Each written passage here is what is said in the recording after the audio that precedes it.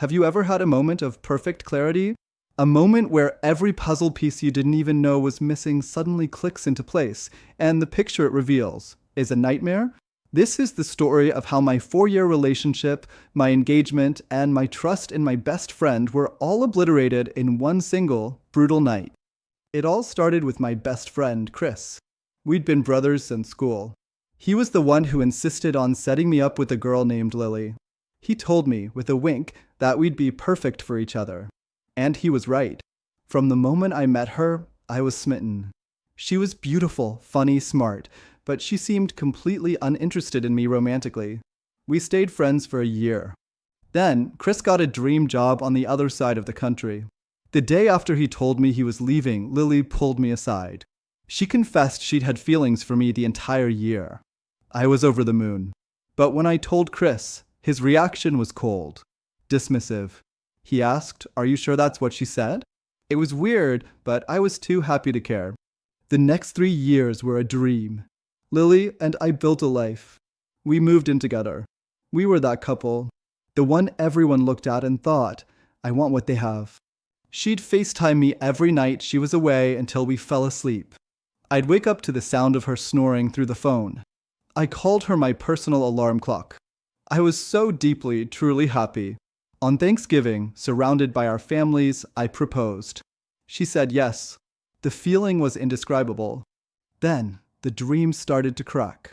Chris announced he was single. We planned our usual group trip, but this time, he wanted his own hotel room. The moment Lily saw him at the trip, it was like a switch flipped.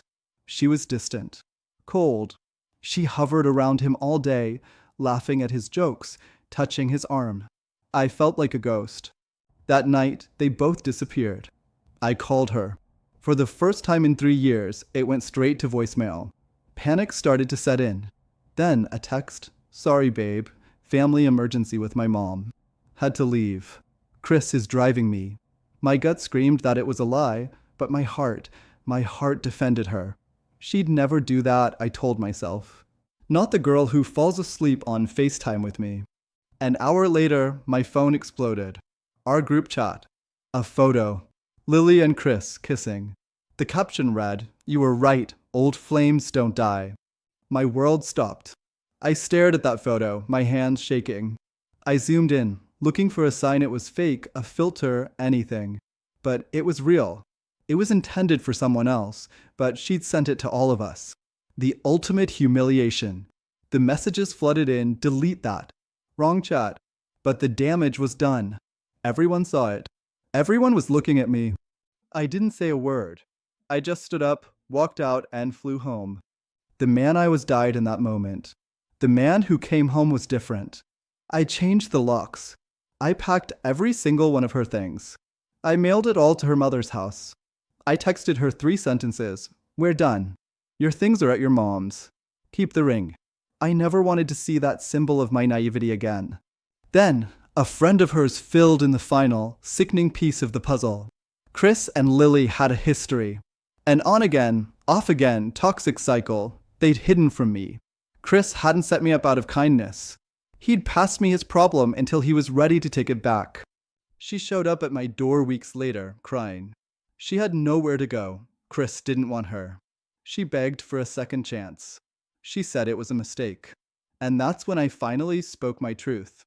I told her through the doorbell camera, "You didn't just cheat. You poisoned every beautiful memory I have of us. The way you scrunch your nose before you sneeze? It's now a painful reminder of your lies. You think we can go back? Maybe one day I could love you again. But I don't deserve to live every day next to the person who shattered me, wondering if today is the day you'll do it again. If you ever loved me, you'll walk away and never look back." She left. And I never heard from Chris again. No apology. Nothing. It's been months. The pain is fading slowly. I still get the urge to call her sometimes. But those moments are getting fewer. Because I finally learned the difference between loving someone and loving the idea of them. And I chose to love myself more.